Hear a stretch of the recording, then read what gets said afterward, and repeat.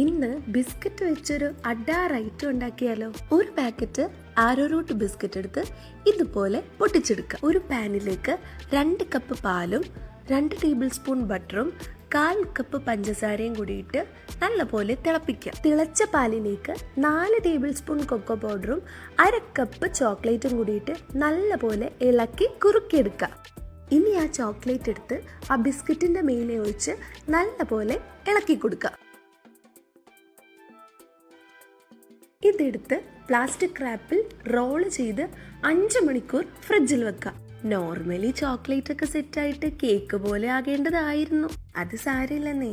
ഇതെല്ലാം കൂടി ഒരു ഗ്ലാസ്സിലേക്കിട്ട് അതിൻ്റെ മേലെ കുറച്ച് ചോക്ലേറ്റ് ഗനാഷ് കൂടി ഒഴിച്ച് കുറച്ച് പിസ്തയും കൂടി കട്ട് ചെയ്ത് അങ്ങിടാം. അടിപൊളി ചോക്ലേറ്റ് പുഡിംഗ് റെഡി. ഇതിപ്പോൾ കേക്കാണേലും പുഡിംഗ് ആണേലും സാധനം അടിപൊളി ടേസ്റ്റ് ആട്ടോ.